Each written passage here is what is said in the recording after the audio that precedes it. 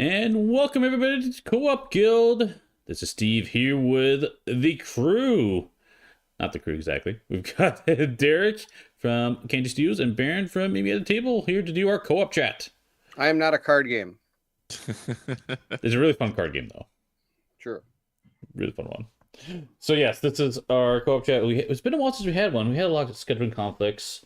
But I'm glad to be back. So this is our live chat about various board game discussion topics. And yeah, we're gonna have a fun time. So I see lots of friends here. I see Raphael, Family Meeple's here, Kim. Let's see, Pickle's here. How's it going, Pickle? Jerry, what's her? Mark. We got lots of friends. Yogi, Remy, awesome. So lots of friends here today. Nice to see you guys here. Okay. Yes. So, Bairnt I had an did. idea for this topic, and well, you know what? How about you introduce it? Because I think you did a good job introducing it to me when you proposed I'm it. Bairnt. I play board games, and today Bairnt made it broken up cold open. I know. I expected a cold open, Chris. So I fooled you this time. I figure it's April Fool's coming up, so I figure I should try something a little bit different. okay. Today on the Co-op Guild, we are going to discuss the importance or hindrance of update packs. How'd I do, Yes. Steve? Does that sound like you? Did I do a good job? Sure. No. Way better. Way better than Way me. better. So yes, no.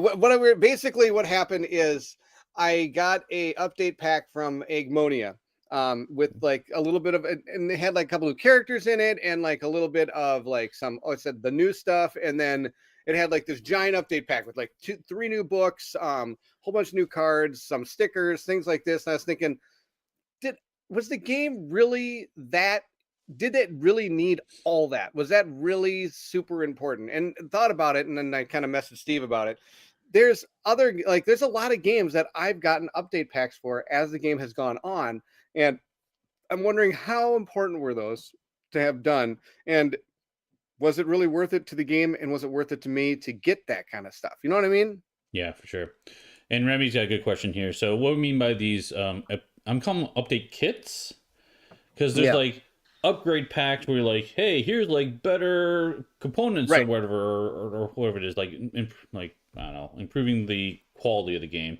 What we're talking about here is update kits, whatever, which is like, hey, there were some misprints on the rulebook, or there was some rebalancing of this card, or we need Yeah. to add this new mechanic to the game to fix the overall gameplay experience. So like these are small patches, may call them game patches. Mhm. Like if you're gonna take it from the video game world. Yeah. Like it's not like a full go to the next thing, but like it's not like a 2.0. It's just like, Yeah, oh, hey, we're gonna. But it. an update, So family build. Yep. yes, yes. My biggest worry, and well, so there's two things that come with this to me. One, was it needed? And when I hear about this, does that really put my game on hold now until I want to get that pack? Or do I want to just go ahead and keep playing it and just say, hey, you know what? This is how the game was built. We're going to love it. It's going to be great. And I've done it both ways. Right. And it's, and I don't know. It always, more often than not, I find it puts my game on hold. I don't know about you guys. Yeah, we start there. That's one of the topics I wanted to discuss for sure. I had on my list. I find that happens almost all the time for me.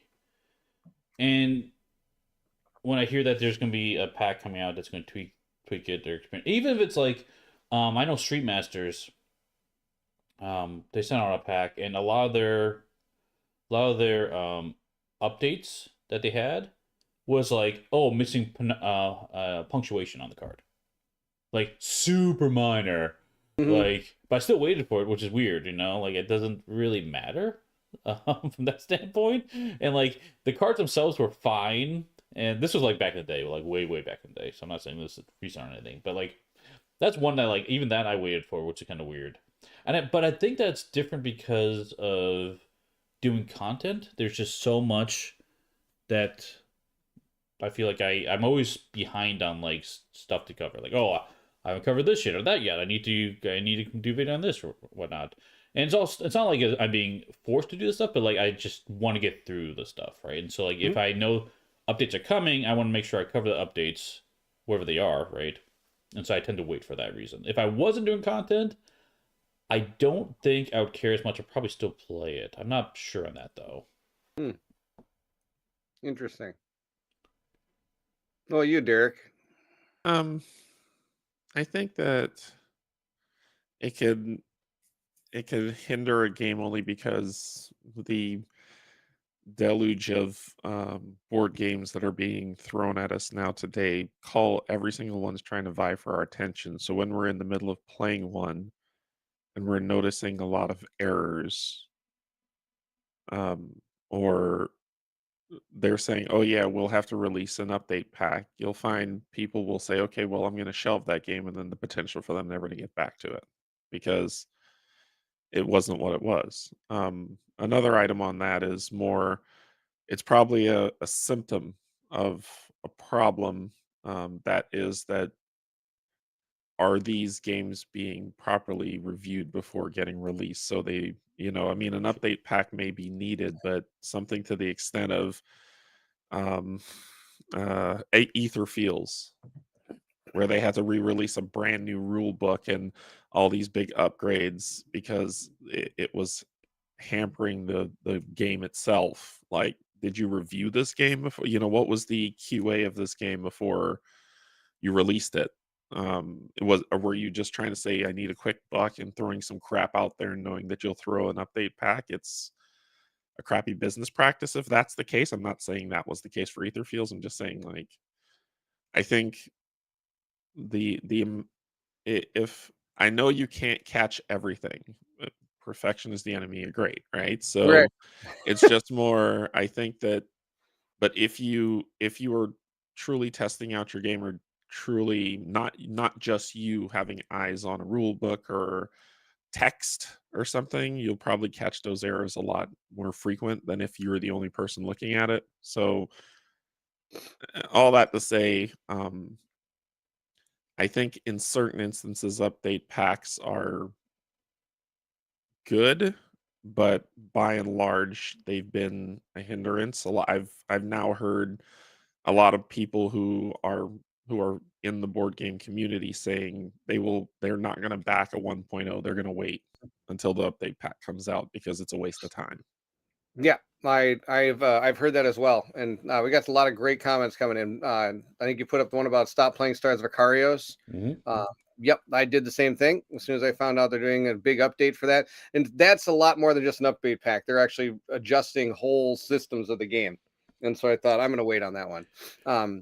I think Raphael's got a good one here too. Says I'm a fan of getting the upgrade packs, but I hate looking up errata on BGG or other online resources, which I am very much the same.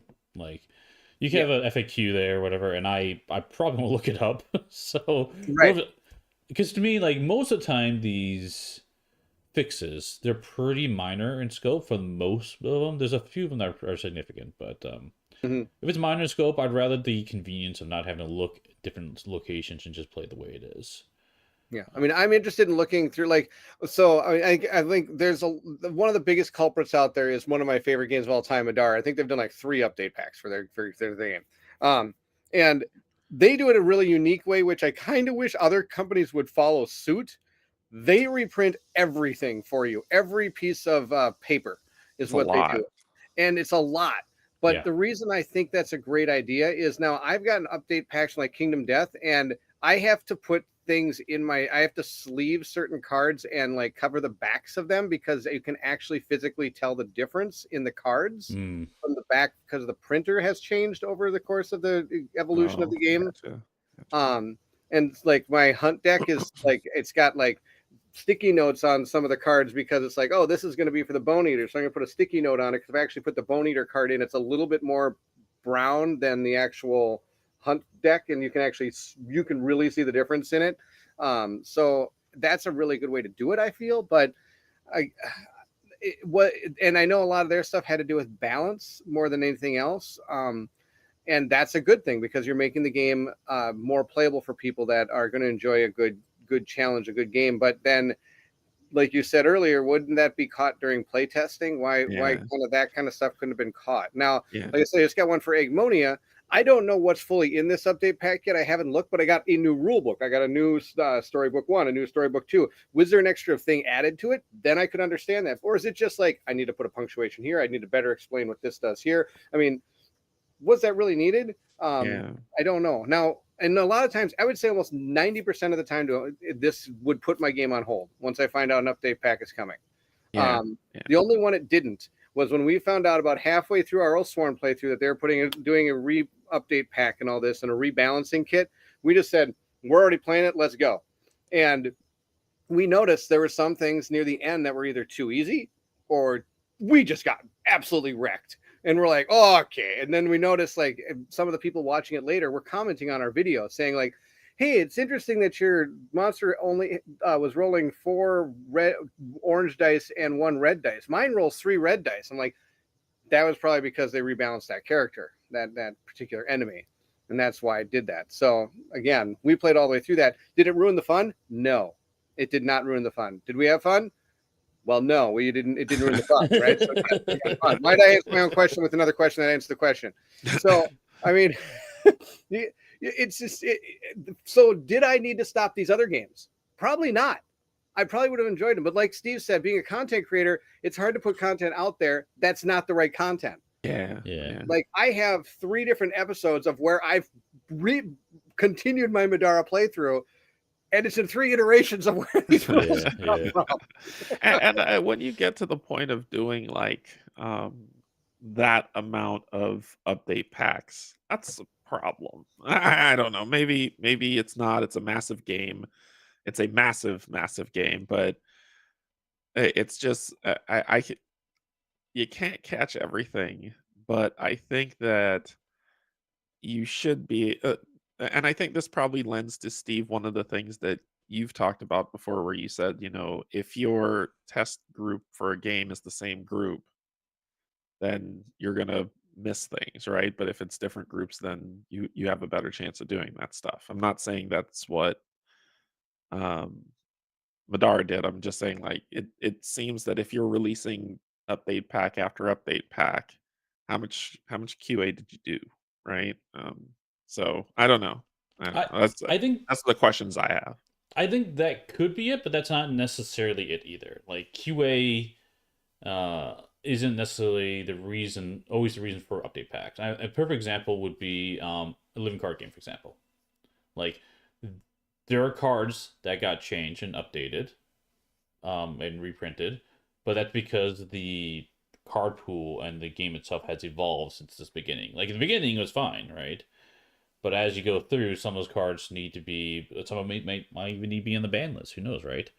Yeah. So it depends on what type of game it is. I think normal board games, yes, but I think those lifestyle games, I think those have a different problem. Yeah, it's very situational. Right. I wouldn't put something like Arkham Horror LCG or a TCG game on the same lines in terms of updating as something like Etherfields, right? Right. Where Etherfields is kind of, all right, here's everything that you're going to get wave 1, wave 2, and then in wave 1 comes out, then all of a sudden it's okay, well, we're going to release another rule book, as well as some update cards, because people could disagree with me, but Etherfield's rulebook was garbage. The first one, 1.0. And Did I so play Etherfields? I'm not sure. I'm not sure. Oh. But I think that they re-released the rulebook to have a lot of clarity. My thing is, these things that hinder you, or I can't speak for Madara because I know Bairnt's probably you've gotten all of it, right? Yes. Yeah. So you could talk more intelligently about Madara and their update packs, but I for love me, how you think I'm intelligent. you are very. But I think like by and large, a lot of games, when they say, okay, well, we're going to release this update pack, if it's minor things just to kind of quality of life fixes, I'm fine with it. But if it's all right, well, we need to reprint this entire game, it's a bigger issue. Yeah, I did play Etherfields. I only played a little bit of it. I did not enjoy that game, and maybe I would have enjoyed it more with the new updated rulebook and everything. But I actually did not give it another chance. Yeah. The Dream World for me was I did not. It was not for me. The dreams That's were the one where you kind great. of moved around on the map. Yeah, Yeah. yeah. The dreams were fantastic, but the hmm Dream World was just not for me. I actually I'm 100% with you there on that, Derek. 100%. 100%. I think Mike has a really good comment. I've seen this comment pop up a couple times already from the chat. So I prefer update packs to come with a new thing, like the space battles and Stars of Karios feels more worth it than whether there is a difference or not. And I think that's probably a really good approach overall. Um, I kind of worry that people who happen to get like the first version of a game can't might be hard to get the improvements to that game without having to rebuy everything, right? If now in the hobby space we're in, we tend to be very aware of Kickstarter projects and GameFound products, whatever crowdfunding in general, like generally how this stuff gets released to, right? These upgrade packs. But if you're not in that space and know this stuff's coming up, you may miss a window to get the pack or whatever. If those packs are in the next expansion, just naturally, it's part of like Yeah. the packaging of it. That means that if it's a lot easier for someone to make sure they get those regardless of their situation. Um, Yeah. but yeah, I I kind of mean, like that approach so that people aren't lost on this stuff. Now, Yeah, and to me, like when Mike's talking about I prefer upgrade packs to come with a new thing. To me, that's an expansion, it right? is yes, it is So expansion. they're like, we're gonna release this expansion, which is more content, and then with that will also come, hey, here's some updates that fixes the errata that we had to write through the game, right? I think that's okay because my hope is that the errata isn't large enough for it to make the game not fun to play, right? Sure. Or as Bairnt said earlier, the thing where you have to put the game on hold mhm. because you're going to get an expansion, you'll get updated cards to some of the stuff that you already played, but it doesn't make you put the game on hold. We're talking about like the stuff that makes you put the game on hold. I saw someone else put, I think it was Mike as well, that put he did that for Isofarian Guard. Yeah. Hmm. There was that big update that came out with rule book updates and all and card updates and switching out cards, and it was a pretty hefty update. And I think that for me, I know I put the game on hold to wait for that, and it came, and I haven't been able to get it back to the table. Well, for a different reason, but I think more it's but how many people say I'm on to the next game now because I have to wait for this update pack to come out, and that game doesn't get its fair shake hmm because of this specific situation. Hmm. Yeah, I totally think that's a very valid point. I mean, because some of the stuff you're excited to play in that game some of those mechanisms that were in that game, who knows, could be in an upcoming game that you got delivered then. And you're like, oh, this has the same type of thing that this was doing, and this is super cool. I'm really enjoying this. Oh, I got the update pack for that game.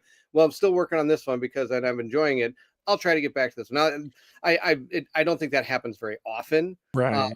but or either that or like it's like a game itself just becomes more interesting or has claimed your interest more than that game did. Sadly, I mean, Right. I Right. will admit I'm the same way with Isofarian Guard, which is really sad. I have the update pack; it's actually sitting with the game. I didn't included all the stuff into it yet, and I should. The game's awesome, but why haven't I?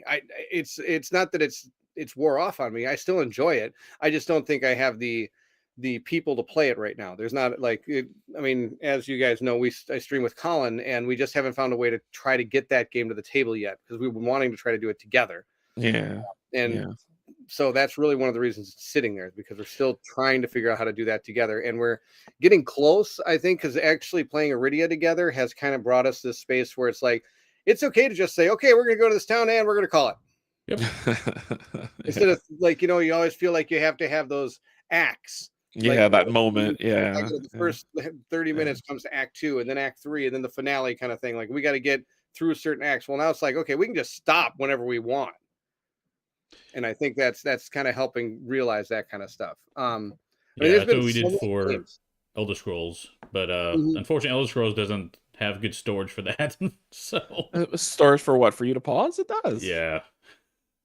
What? How are you feeling? We'll talk about it because I was like, that game is meant to be saved at any point, even when Not it's at any traded. point. It's meant to be saved at every session, but not at any point. Huh? Because they Okay. don't have like the. I'll just real quickly. They don't have the they've got that plastic tray that goes on top of your player board, whatever. Yeah. It literally Yeah. doesn't have the spaces to keep the pegs in the spots.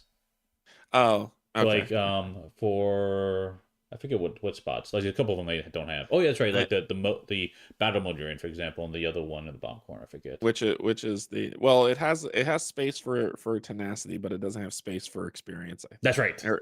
Yeah. That's right. Yeah, yeah. So anyway, that's kind of besides the point. No, But no, no, no. That's I interesting. It's an interesting design concept that stops it from saving. So I get it. I get it. yeah. Yeah.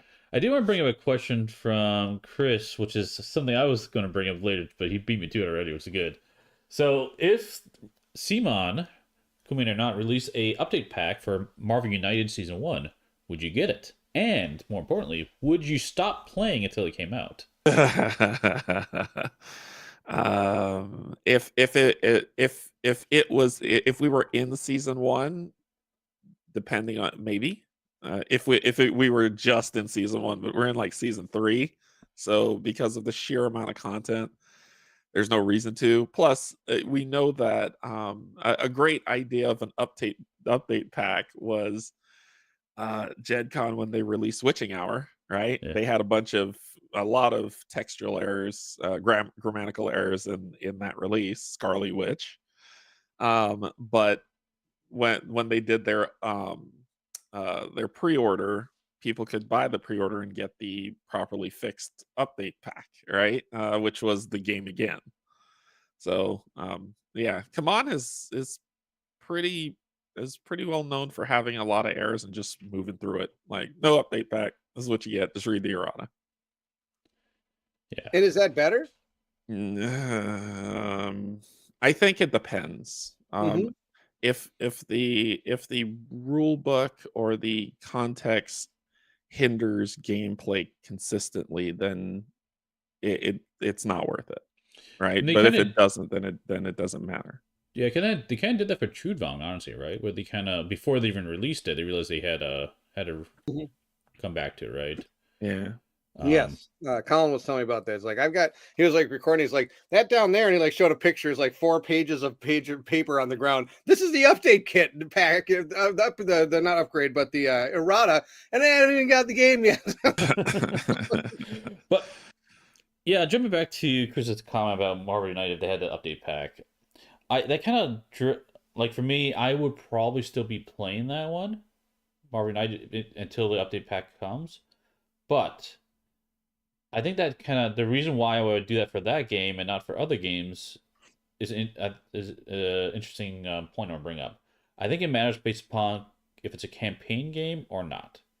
True. To me, Marvel United is standalone, so like whatever, I'll keep playing these guys until I get the pack. I come in, play in, I can just keep playing, no big deal. But a Yeah. campaign game, I feel like the updates might impact a story beat here and may affect it later on, and Yeah. I don't want to go too far past that point to have the full experience. That's a Yeah. good point. That's a good No, it's point. 100%. That was like I said. That's the only reason we actually kept doing. Uh, what do you call it? Oathsworn. Almost every other campaign game I have that I hear about it I'd say more update pack instead of an upgrade pack. Those are the ones where I definitely put on hold. Just getting like erratas put into rule books and things like that and card changes, maybe. But for Oathsworn, we're like, but I'm having so much fun. Let's just keep going. Who cares? Like, it must not have broke the game so badly that people said like, oh, we Well, can't there, bring this game out. yeah. But what? Let me pose a thought. So if y'all were playing Oathsworn and you loved it, you're playing Mhm. Oathsworn, and you get to a point in the game where it's just like, okay, you move on to the next piece, and then you see in the errata that like there's a huge chunk of other decisions you could have made. Yes. Like, are you like, well, we don't care about those decisions, or are you like, no, that sucks Nope, because that's a great question, Derek. That's 100% great question. And I actually when we heard about the update pack and all this stuff coming for this game, we did think about that and we tried to look into it, and it didn't look like the narrative was changing. okay, It was just going to be, and since it was a boss battle, it's kind of like Kingdom Death, where like if an animal gets like an update, they adjust some of the cards for that animal or the person you're fighting. It will change the fight, yes, but it doesn't change the story that's going along with that fight. Does that yeah, make sense? yeah, and that's fine when it doesn't have that story, like Steve was Yeah. saying, that campaign Yeah. impact. But if it removes a path that you could have taken, Yes. like, would you have then said, no, we're going to put this game on hold? Believe it or not, I don't think we would have. Okay, Mainly because I think we were satisfied with what was already laid out in front of us so far that we have played, and we knew that going forward that uh, quality was at least still going to be there.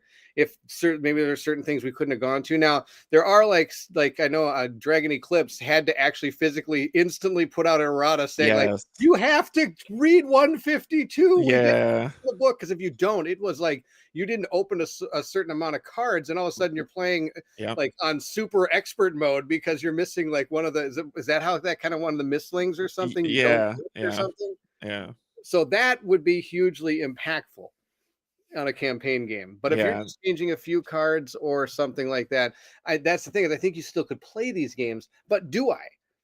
Or do I wait then to find out? Like Stars of Icarus is kind of the bigger outlier because they changed the whole land mechanic yeah, with that. And so I was like, I really don't want to play this because I know that they really are changing how you go on the world. The space battles, I don't think are going to have as much change as the land is. And so I thought I better just wait on that one. Sure. yeah, Um, so I mean, yeah. it's hard. It's a hard thing to think about. But yeah, I agree with you, Derek. I think that if it had a huge narrative impact and I hadn't played much, I probably would wait.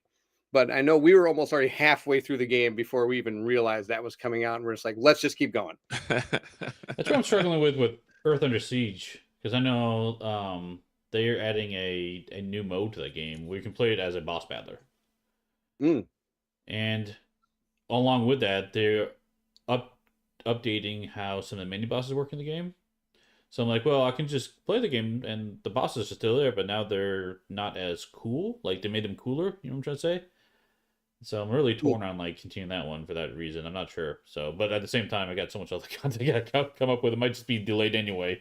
So, and I think that's a whole other topic in itself. I mean, we have games. right. It's not like we're pressed with what we have to play. Now, if that was like, if I got Madara, and that was like the only game I had for the year, and I was really excited to play that for the year. And I play about 5-6 missions. I get through Act 1, going into Act 2, all of a sudden I find out, oh, there's a huge update pack coming in about a year. Then it's going to rebalance some of this stuff, and we're going to re-explain some of these rules. We're going to change one of these rules for magic. Summoning is going to change a little bit because we found that too powerful. Do you stop? But what would you play? Because that was like the big purchase for you that year. That was Yeah. the one you were excited for. Yeah. Do you stop? I think we have a unique perspective because we have other things to turn to, Right. and I'm sure most people do, but a lot of people are really excited for like some people. I'm like, even me. I'm like, oh my gosh, I can hardly wait for this game to be so cool. And I start playing. I'm like, yeah, this game is absolutely amazing. I'm going to play this all the way through. Like, let's say it's Iridia with Colin. So much awesome. So, like, say we got through the first like 4 episodes. All of a sudden, it came like, oh, we have this errata pack where we're going to change like half the enemies because we're not strong enough, and we're going to rebalance 3 of the different abilities you can use and change like 6 quests. Well, now do we stop? That would almost be grounds for stopping, because you're like, well, that's huge stuff. Yeah. Where if it's just like, oh, you know what, the last few enemies were just we readjusted their things and we did a better job of explaining like 4 of the different things that we didn't do very well in the rulebook. Yeah. Well, that's not worth stopping, Right. Yeah. because like, oh, that's fine. I'm playing the game how I want to with this rule is written as it is now. If you want to change that rule on me, that's great. But for right now, I'm okay with how it is. Yeah. Yeah. If it doesn't kill your enjoyment of the game, keep pushing on, basically is what you're saying. Yeah. Yeah. And I think that's a great way to say it. Except Yeah. I use a lot more words than that. It's because you're intelligent. You used intelligent words. Yeah. So, Well, but yeah, no, I get it. I don't know where I fall on this because it's very situational. I think the mhm, Marvel United thing was showing of how it's situational. It all depends. I saw the question about Stars of Ikarios with the update. Because of a few things I saw in there, I called it, so I don't have it anymore. And I do find that games that I I find that I'm not having fun, and it may be because of some of the balance issues. I'm not. I find that when someone says, "Oh, an update pack's coming," um, I probably might bounce off it too. So I think it's because we're spoiled for choice and how mhm. many games are thrown in our face now that we can afford to be picky about uh, what we choose to put on our table, and hopefully that drives better. And I say QA, but QA encompasses so much stuff: Yeah. mechanics checks, proofreading, Mhm. all that other stuff. And if we can get that, it probably pushes to get these companies to try to care a little bit more. That's a Not so much the big companies, but the smaller ones. That's a Yeah, tricky one to no, do it's a though lot. too, because sometimes even despite a publisher's best efforts, it still comes out wrong, right? They can Well, review it all the way to the end, and then when they actually go print it, right? Like they put the wrong file in or whatever, and like just little stuff comes out. but Um, And look that's why at the you, proof. Harakiri. yeah, That's why right. to me, that is why there are stages. I don't know. Once again, I'm a process guy, right? So Yep. at my job, I manage a lot of people, and I have to, and I create a lot of processes, and I do a lot of engineering things to scope things out. That I understand that there are going to be missed things, but to me, I can't I can't agree with the amount of missed things that are in Sure. a lot of these games that we see, right? Where they're just blatant errors that could have been caught with the proper gates in Yeah. place. Yeah. Like, There's I think if I were to have my employees release a product like that, I would be fired. So yeah. it's just Yeah. more, there are things that where I'm like, no, it's not going to be perfect. And I have the ability to do hot fixes and rapid releases that board game designers don't. But before it goes out, it goes through a lot of things. So therefore, a lot of gates to make sure things are right. Rule book, right? Review. There's a lot of things that happen and a lot of hands that it goes through, and sign-offs and verifications Yep. to make sure that people do things right. And so I think with board gaming, I think that still exists, but I don't know how adhered to it is, right? Mhm. Because at the end of the day, they could just say, "All right, well, in 2 years, we'll release an update pack after we see what people think about it." Yeah, it's almost like we're the last playtest. Yeah, pretty Yeah, much, that pretty shouldn't be. much. That shouldn't be. That shouldn't be. Well, it's Uh, not even just that. It's like well, playtesting is one thing, right? But like I said, I've heard from multiple people, publishers, that like, hey, what you printed, printing company, was not what we sent you. Like, and like, So why are you shipping that to backers? Why isn't that saying, okay, in the proof, what you printed wasn't what we sent you, so in the correct. proof, get it right. They fix it because that's a gate, right? Get Right, it right, right. right. They fix it. They then send you another proof that says, "Is this the thing you Well, I'm wanted?" You saying said, it's "Yeah." after the proof. They get the proof and say, okay, this looks right, print it, and then they actually screw it up at that end. I've had The publishers tell me that Yeah, and I'm sure that happens. I'm it not going to put happens. it It's all not on common, the of course, but devs. I just think that even yeah, that, like, there was one, I can't remember who the dev was, but there was this one guy. I can't this one guy, I can't remember what game it is either, but I remember in his updates on crowdfunding, in his updates, he actually flew over yeah, to China, yep, and he was in the factory looking through everything, right? Saying, yep. making sure that it's all right and making them fix things. I know not all.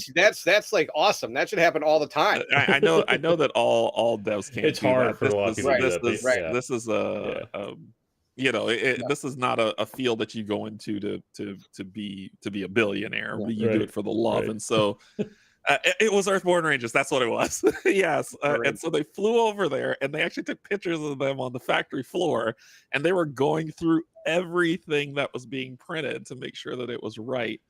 And I think like that's the level of gates that I'm talking about, right? Where we minimize, we're not going to stop it all, but we minimize the amount of Mhm. impact. And to me, you don't have to be on the floor, but there are a lot of telecom means for people to review this stuff. There's ways to solve this problem.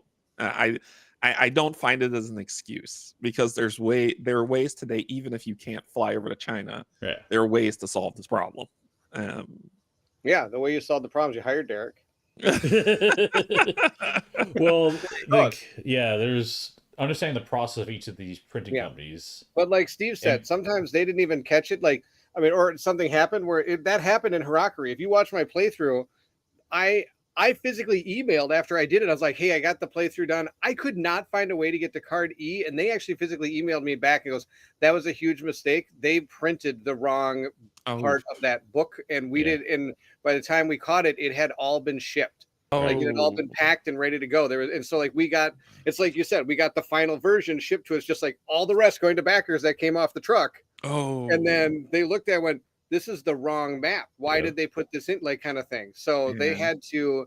So if there's a game that's on hold, it's this one, because they a lot of the stuff got misprinted that Oh, they And sent to, like Steve said, they sent it. Yeah, final proof. This looks great. Print it. Okay, and they printed it with all an old file correct. oh, or something, and so And, they had to redo the whole thing, yeah. and that's where which I'm was like, I'm agree with you, Derek. Like this should be solvable. I'm not yeah. blaming Yes. the publisher or anything for this, because like what, like they did the best they can, but like And like, where does this fall then? Who does this fall on? Like, I, right. when something like that happens in Harakiri, wouldn't the company be like, "Hey, dude, you totally messed this. This wasn't even close to what we wanted you to print. Can you just print all that and ship it to my backers? Like all like 150,000 people that wanted this game. Can you just ship that to them?" And they're all gonna say, "No." Yeah, yeah, yeah, Somebody I has to think do that. I think the gate of kind of if it all depends, right? If I don't know that side of the industry, I so don't either. I'm just honestly, I I think don't. my from my side of things though, like whenever we're about to do a release, and this is, let's say it's a 3.0 release of the next big feature of a product.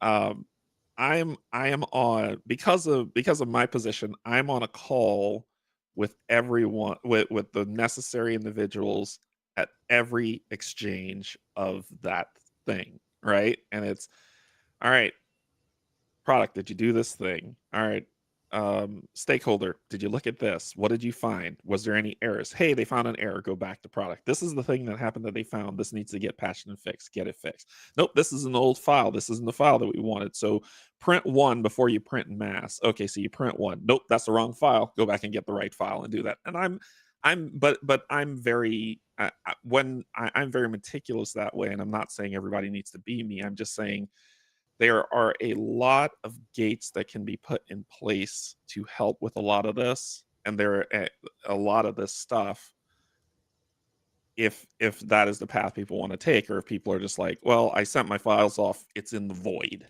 And I'm like, there is no void. There's enough yeah. telecom technology today for you to follow your file everywhere I that it goes. I don't think everyone does the void approach. I have not heard any publishers or printers that do that. I think it's more the issue that there are so many gates, like you say, Derek, because they have a ton of different iterations to check everything. And my understanding, my limited understanding, is the printer just has, because they have so many versions of the same file. Every once in a while, they pick the wrong one, even after all the gates. Like, yep, this is good. Check out print version 27, and it's for whatever they print version 26. And like, what can you do, right? Like, you don't know. If you knew about it, you Well, would change it, right? But like, I don't know. I think, yeah, and I think that in of itself is another process issue, but that Exactly. process issue is with the printer, right? Correct. And if you're saying, well, I'm putting my faith in this printer to do their job, then that printer needs to be held accountable for what they do. Yeah, I So agree with you, Mike. yeah, it's like the publishers can do they do as much as they want, but at some point there is a process failure somewhere along this line, right? But like, I think it's messy. Anyway, kind of off topic a little bit, but yeah. Yeah, and No. and Yogi was saying these games are probably not enough money to justify more gates. It's not about the game. I think that's the thing that a lot of people miss when it comes to that stuff. When it comes to printing, to illustrating, to all that other stuff, it's about reputation, right? Sure. If you're a printer that consistently gets things wrong, how much business do you think you're going to get? Yeah. The gates are in place Yeah. for your reputation so that you get more business, Yeah. not because an indie dev who can only pay you X amount of dollars has come to you and say print this thing. So it's not about the game, and I think that's the thing where when I think about what I when I think about my job, it's not about the software, right? It's about the reliability of what I deliver. And so if my deliveries are that issue laden, it's going to have errors in it. But if it's that issue laden, how many people do you think are going to come to me and say, "Hey, I want to use your company"? Well, this board game community is a relatively small community as a whole, Yeah. and so like I've heard publishers tell other publishers, be like, "Hey, avoid that printer," right? Because Yep. XYZ, right? It Yep. it Yep. definitely happens. Yep. So And it'll happen. You'll try your best, do your research, and you yep. come across a dud, and then people you have to do a reprint and an upgrade pack. But the next time you do your next game, you've learned from that, and you're like, I'm not going to that Right, right. No, that I mean, not to kick a dead horse because it was so long ago, but like back when Kickstarters were starting up and people were really kind of figuring out ways to make, oh hey, you do a Kickstarter to help my game fund. I mean, it's been a long time, but when Myth originally went to print, it was great. But then they went and did another game called Mercs, and they went to a different printing company. And I will say that this is probably what killed their company, is that printing company with the miniatures and all that. It was abysmal. It like pretty much they ran out of money trying to make them get the product they could get from this other printing company as opposed to this printing company. Of course, this is all what we're hearing. I don't know. Yeah. We don't never know exactly what's going on behind, but seeing some of the proofs coming through, it was like the miniatures. It was like they decided to like make them out of soap or something. It was like carved out. I mean, they didn't look like plastic miniatures. They looked like bleh. And people are like, what the heck is that? And so they had to keep, and then all of a sudden they got the tiles, they're all bent and warped. And like, we can't have that. And all of a sudden I'm sure that's just draining the money because eventually the money runs out. Yeah. Yeah. That's the other thing, is sometimes you're just kind of like, you're going to have to hit the go button. I've got $4 left. Yeah. Kind of thing. Like, we can't keep, we've put as many things we can in place. Go, man. We just got to go. And so then when they did, then I know that when it came to MegaCon, they were almost just kind of feeding their next project based on the money from the project previous Oh. for trying to do, and it eventually all fell apart. Yeah. That's how it goes. Yeah. But I mean, it was so long ago. I mean, then that was way back when this kind of stuff was just starting. When it came to like, because they were one of the, I know there'd have been other Kickstarters, I'm sure, but that was when I got the hobby, was that Kickstarter thing, like back in, I think it was 2015 is when I backed that, and I also backed Kingdom Death at the same time. A little bit of a difference in how it all transpired. For sure. But there's some great comments that we've been missing. I apologize. I got one here from Matthew. It's asking about Sundrop miniatures. Do you think that's an upgrade? No, I think that's just part of the process. My favorite one I got is, what is the biggest update you've come across in a game? I got that from the was it the Family Meeple, Meeple? yep. That's a great question. Which one? Guard. I think Isofarian Isofarian Guard? Guard would be it too. Yeah, that was Wow. huge. It was like a massive box. Well, it's a decent sized box, should I say? A board game, a full core board game style box filled with massive amounts of that. Pretty big box. That big filled box, with for sure. filled with paper. And Steve, I still like I've already integrated all the upgrades into the game. I still can't find it in my soul to throw away those old cards. They're still here. Like I feel I've got the like 1.0 something's Madara wrong. card still. I would also say 1.0 Street Masters that might have been bigger. Now I think about it, that might be a bigger update. But that was just like I said, periods and commas, honestly, and like almost every card. Yeah. That was another big one. Yeah, the Yeah, I think Ice Guard is the biggest one that update that I've had in a game. Usually the other stuff is like an envelope of 2 cards or something. Yeah. Another one that kind of ties in a previous question. Breakbuster had a pretty big update pack as well. Yeah, like a whole new game coming that you're gonna back, right? Well, Which yeah, I one? know people were asking about that. I know Which who one? was asking about Breakbusters. Oh, right, Busters. I'm gonna kill Colin. that. So, am I getting the update pack? I think so, Yogi. And I know, so we still have it, that game.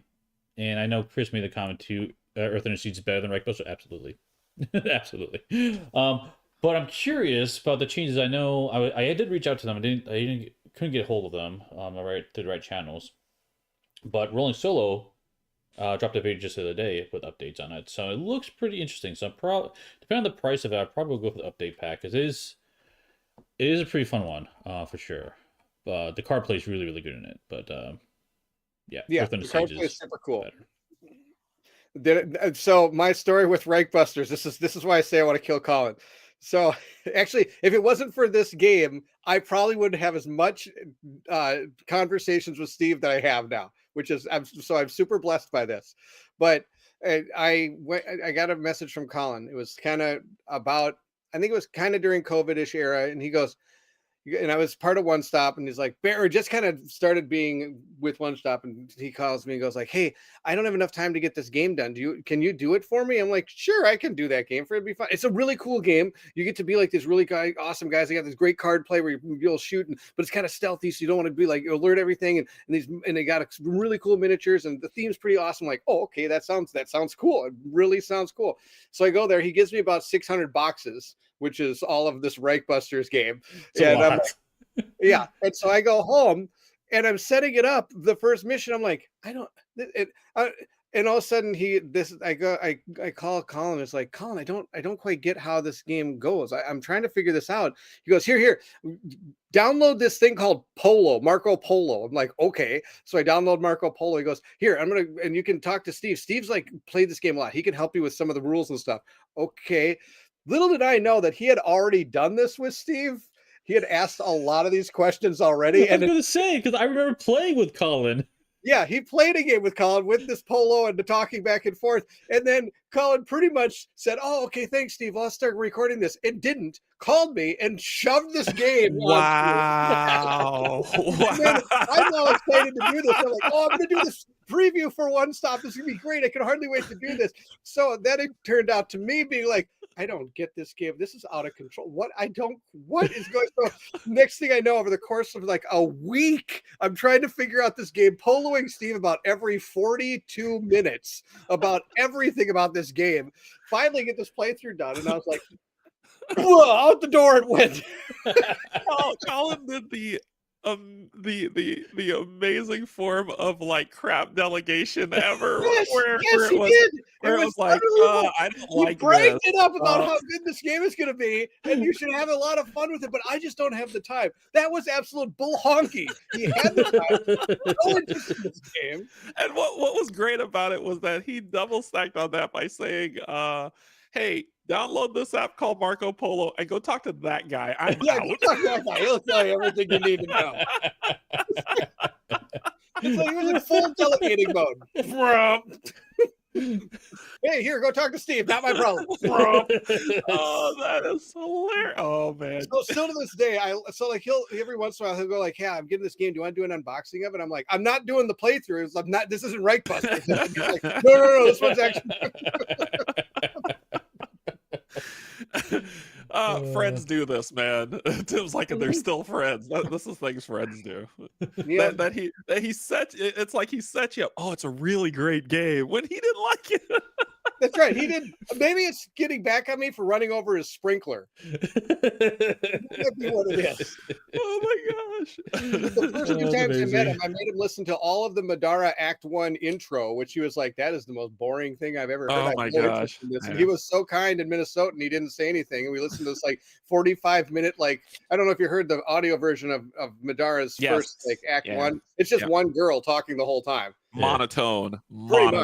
And so then, of course, we play it, and he didn't have any interest in this game. The second time I went over there to like record something with him, I backed out of his driveway right over a sprinkler. Gooch, gooch, gooch, gooch. Raphael said it perfectly. Bro, I got you. There's this really great game. So, needless to say, I'm not getting the update pack for right now. I think it will. So, yeah. Mark, Steve loves Colin wonders why Reichbusters. games with Bairnt are always semi-co-op. Now you know why. Yeah. Steve loves Reichbusters, so he's the card play in Reichbusters is really, really good, Mark. I'll tell you that. It is. That's really cool. The problem with it is there's something with the real equipment you got, which is, in my opinion, broken. It would need a slight tweak to fix it. And then the other problem is you roll dice for everything, and they're like removing a lot of that, which is great. My biggest problem with the game that the game itself is great if you're into that sort of game. I have found that I am not into the don't ring the bell and all the guys come mechanic. Like that's kind of like that's a mechanic I don't like. Like in Orc Quest, same deal. Like you got to stop the guy from getting the bell. If he hits the bell, it's like a million people run on the board, and all of a sudden you become Pincushion City. Yeah. And I'm not a fan of I think that's where I think that part of the game is. It's like the stealth mechanic with if you fail in the stealth, billions of guys come on the board and they just destroy you. Yeah, Reichbusters is definitely the breach and clear type approach of a game for sure. So, yep. But anyway, stealth. Yes, there you go. So I'm not that's my Reichbuster story. There is one other topic, getting back to the original topic a little more, about upgrade packs I want to bring up. And this came up with, you mentioned early, Bairnt. I can't remember what topic it was. But this happened with Mythwind, for sure. And Mythwind had an update pack where they reprinted all the rulebooks. They rebalanced some characters. I think there's a rebalance for the most part. There's some slight new mechanics in there too. But they didn't have a sheet that says, hey, what was changed? So the only way to know this is you had to read through all the rule books, which I enjoy, but exactly. Derrick's reaction is probably most people's reactions. Oh my God. Luckily for that one, you only have to read through the main rule book and then the character you're playing, and then you can read the other ones at some point, right? But eventually I read through all of them. But like, it would be so nice to have one thing that says, hey, here's the upgrade pack. Here's the things that changed. Like just a list of that's called version history. It's not a new concept. Yeah, exactly. Well, and then that would help with other things too. Like they sent stickers for replacing one of the cardboard tokens. Instead of getting a new cardboard token, you just put a sticker on top of it, which is totally fine in this case. But like it said nothing about it. Like, well, obviously it goes here, but like it would be nice to have that called out still. It said like in the rulebook, be like, hey, by the way, new stickers, place them on these things. Cool, done. Nice Variant Guard did that, which was really nice. They kind of went through and told you these are for replacing this. This is replacing this. This is this. Madara obviously just sends everything. He just says, just throw your old game out and just put the. That is wild to me. That is wild. And so interestingly enough, that's why I did a video explaining what changed, and I went page through page with each page of the rule book and talked about what had changed, and I went through every card up to a certain point because that's as far as I've gotten. I think with the uncommons, and told you like this one stayed the same, this one stayed the same, this one changed like 3 words, this one's power went down, this one like, so I kind of went through each one of them like that. So that to me is wild. Like that they were like, junk your game, here's a new one. Yeah, that is wild. Kingdom Death does it where it's like these are going to replace this is going to replace this, and a lot of times they even tell you why. Like, we're replacing these cards because we found that this monster wasn't being hunted very much because the resources weren't providing the gear that the resources were producing was not as valuable as some of the other things. So we're upping what these things do because we feel that they'll be that monster will be hunted more. Yeah. No wonder Madara is in year 10 for their release. Yeah. Oh man. Wow. Well, the good news is they kind of have to be done now because Act 2 and 3 are coming. So the whole game, the entire trilogy is out and done. Like, I know they're still play testing and getting it, but I mean, like they can't go back now to number 1, can they? And really, I say junk your game. Here's more stuff. I don't know. that to me, wow. Yeah, I mean, like I said, I don't mind. Actually, it's kind of funny in a game like that. It really didn't matter, but in games like where you have hidden cards, that would matter. I mean, like, because like I said, now that I've gotten all the stuff for Kingdom Death. There's a couple cards now that went in with the White Lion that actually have a little darker back than the original ones. So now, if I ever play the White Lion, I would know those two cards are kind of coming, which is kind of nutso. And I'm like, wouldn't you just redo the entire White Lion AI deck then? And So just they send would a all be the brand new same one, yeah. kind of thing. But I mean, people say there's ways around it, and like I said, for my hunt deck now, I have I have them in sleeves, and I have a sticky note on the ones that are changed, just because that way I can still keep the same back on all of them. Yeah, that's They're just faded from time. I don't think that. No, there's a big enough there's a big enough difference there that it's not faded from time.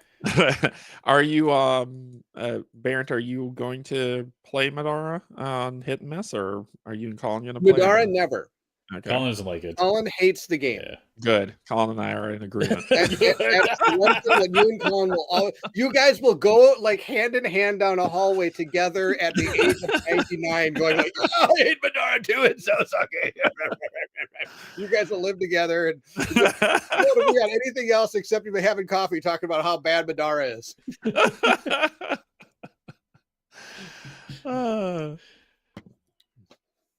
Come to mind and bring Madara. There you go. Yeah, Bear and I, we played through a bunch of that. Oh yeah, we went all the way through the first act. That was super fun. That was fun. I had a lot of fun with that. Yep. I didn't record that one though. That was just us playing on the side. So. We did I even survived Tabletop Simulator with that. Yeah. If you want to see my playthrough of Madara, just look at the meme of like the angry panda goes into the office, start beating the guy's keyboard on his monitor and flipping his desk and throwing papers everywhere. That's my playthrough of Madara. Derrick needs new teacher Madara Haters Club. I totally get that. I think there's but Bairnt likes our style of dungeon crawlers do vary. I know you 100%. like the heavy challenge sets and stuff like that. For me, I don't know. I like Bloodborne. Oh god.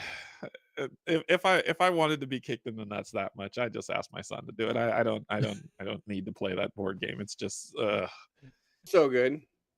This game's just cruel for the sake of being cruel. My favorite is when you spawn and they activate and kill you again.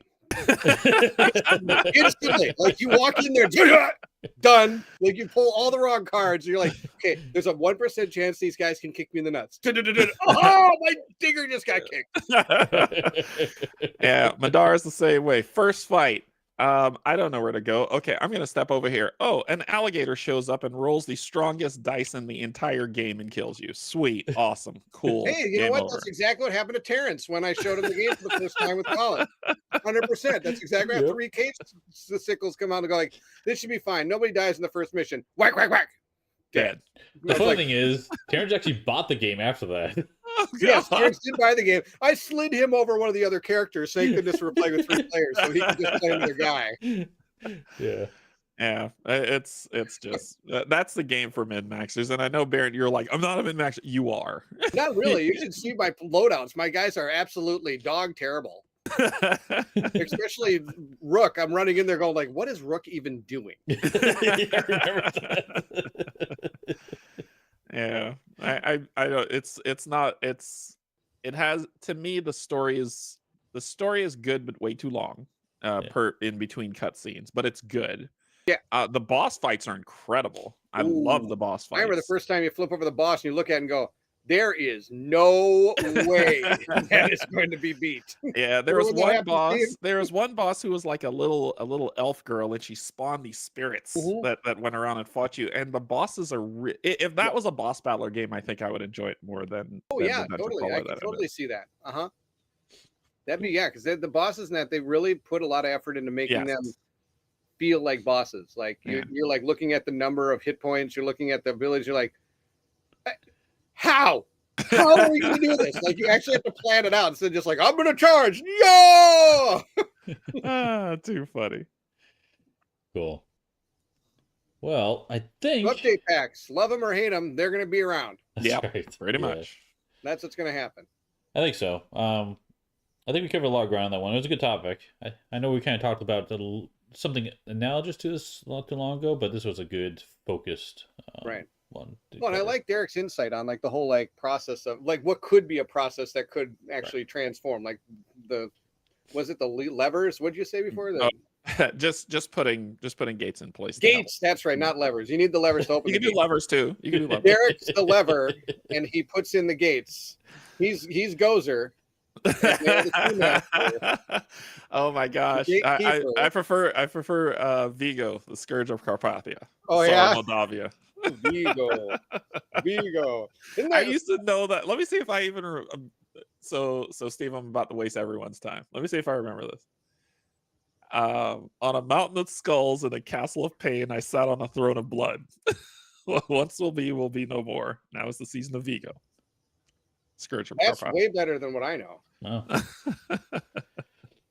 I don't even know that. I just know too hot to handle, too cold to hold. They're called the Ghostbusters of the In Control. Now they're throwing a party for a bunch of children. That's all I know. So they packed up their gear, got a grip, came equipped with their proton packs on the back, and they split. But I'm Vivo. We're going to battle my boys. They ain't legal.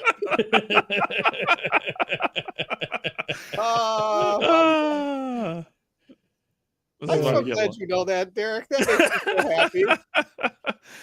I was a huge Ghostbusters fan as a kid. Me too. I wanted them at my birthday party. Cool. Okay, well, I think that's going to wrap up our chat for today. I guess we'll start with Derrick. Do you have any plans coming up for your channel people should know about? Sunday, I think we'll be playing Arkham Horror. Yes, we should be playing Arkham Horror on TTS on Sunday. We're in the Dunwich Legacy campaign, and after we finish that, we'll start the Drowned City stuff, the newer stuff. Then Tuesday is Marvel United and something, and yeah, something. That's as far as I go. I have a lot of mini painting to do because a game's supposed to be delivering today.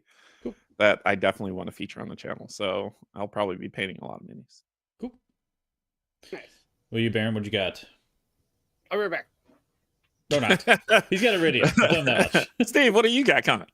Actually, we're probably going to take a short hiatus on the channel. So probably won't see much of anything next week, but we'll be back the following week with regular content. You're leaving me to kill off heroes and Marvel United? No, we already did that for you, so you're good on that front.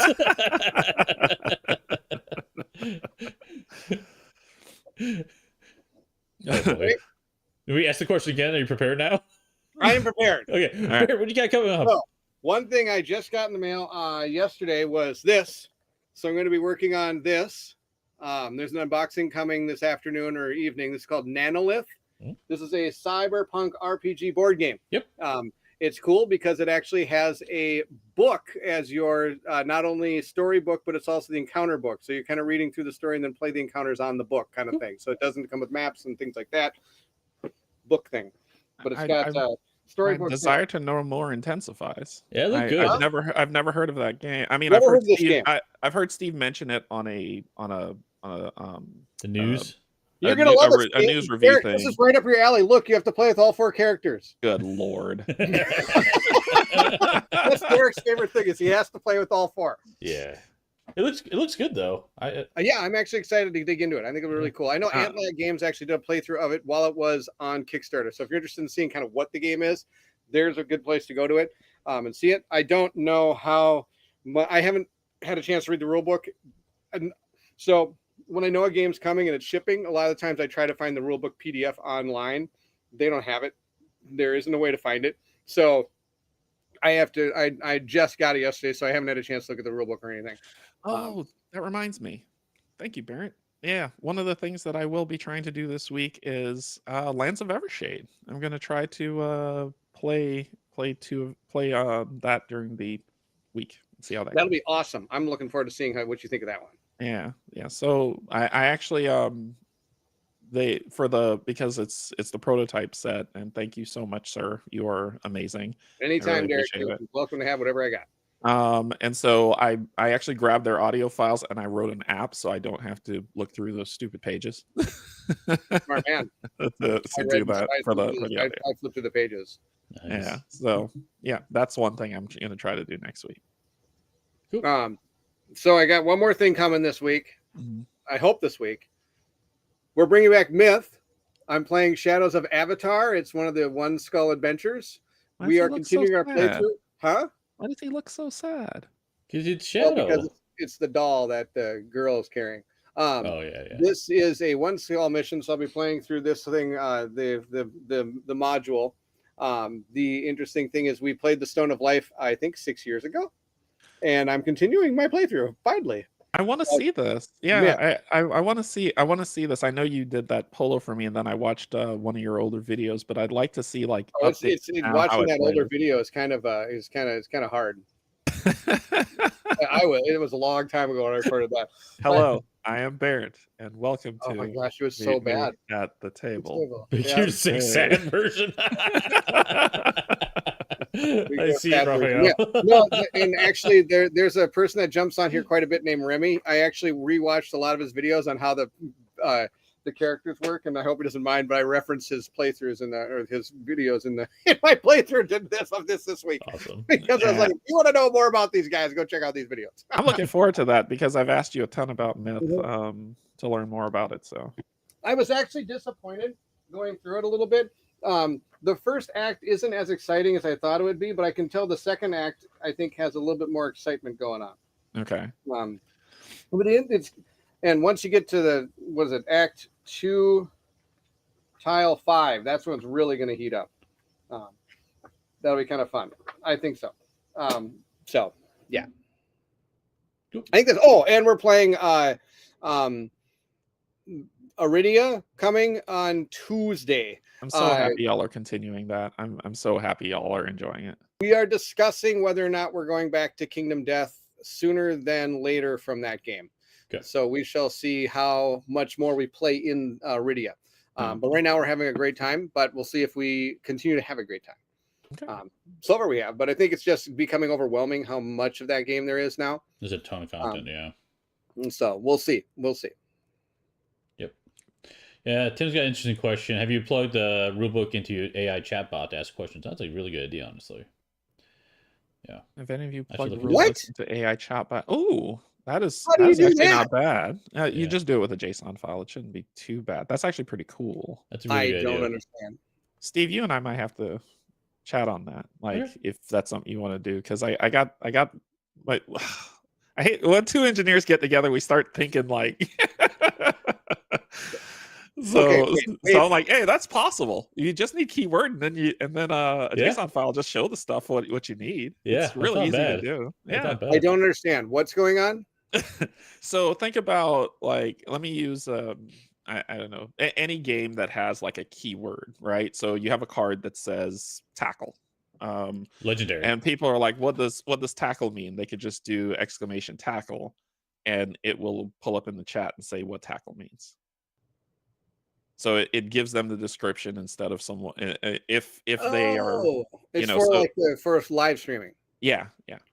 Oh, I thought it was like you just put the entire rulebook into AI, and then if you have a question, you can just ask AI, and it'll tell you the answer. I mean, you could do that too. That sounds like a lot of work. For AI, yes. yeah. It's not a lot of work for us. Right. No, it's actually not have too dictionaries that read files, so you can actually train an AI to read a file, and then it'll absorb everything. Right. If I tried to train an AI to read a file, no. No, I'm saying there are learning dictionaries for AIs that do that already. You just have to say put file here, learn it, and it will do it.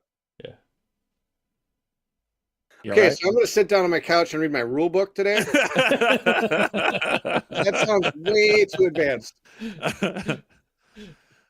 Cool. Yeah, Copilot already has a built-in dictionary for that. Yep. What is Copilot? Copilot is they've actually integrated it into Word now, so it's basically something that helps you write things. It started with code, like if a coder's trying to write some methods or functions, it will actually say, hey, I think you're trying to write this, and it'll write it for you. It's like improved version of Clippy. Yes. Quippy. Clippy. You remember Clippy. Clippy from Microsoft Word that used to tap on the screen and say, "Hey, do you need help with this?" Right. I fired him. Yeah, it's like an improved version of that. Yeah. Co-pilot. Yeah. All right. Yeah, it's Clippy 2025. Yeah. It just doesn't tap on the screen at annoying times. It Right. actually. So then I can put my rule book into Clippy 2025, aka co-pilot. And then while I'm recording, if I'm like, wait, how does that attack go? I can just type in like, You start typing in the attack and it'll fill it out for you. I see. Why do I feel like this is not going to work as well as I'm hoping it does? You're probably right, Bairnt, but it's a cool idea. Doesn't tap on the screen yet. I'd really just like Clippy 2025 to show up at my house and hang out with me while I play the game. And then when I do something, you go, no. What's funny? Skynet we all deserve. What's sad but funny was there was an article I read a couple months ago where a guy had to have an intervention done because he had become best friends with ChatGPT. Like he would wake up and actually talk to ChatGPT as if they were like his friend, and so he became a shut-in. I see. And he would not go outside or talk to people because that was his friend. So he would Sounds just. like a Netflix series. Do you Sounds know what like ChatGPT is? I'm hoping so. Oh, shoot, That I Black do. Mirror. That's like the only thing I know. I didn't know about Clippy or co-pilot. What am I? Is the Reading Rainbow part of this too? AI program soon? There's all the books. That'd be cool. Whenever you want to know something, LeVar Burton shows up on your screen and tells you. I would be okay with that. Oh my God, I would physically pay for that. Okay, cool. Well, this has been fun, guys. Yep. I gotta run to take care of a couple things yet this morning, but love having you guys on. It's been a while since our co-op chat. Be a little bit of a break, but hopefully in 2 weeks we might be back. We'll have to talk schedule then, so we'll figure it out. So, all right, cool. 2 weeks. Yeah, I'm taking a quick hiatus from. Oh, okay, that's fun. Okay, Right. I just want to make sure I heard you. Got to you say right. it like Total Recall, Bairnt. 2 weeks. 2 weeks. Anyway. Oh my gosh, does Bairnt not know what I'm talking about? Am I supposed to throw my head at you next? Okay, so thank God. I thought I was having a stroke or something. Not yet. Don't worry. There will be a day that I don't know something. When you have the stroke is when Colin knows something and Bairnt doesn't. Speaking of which, I had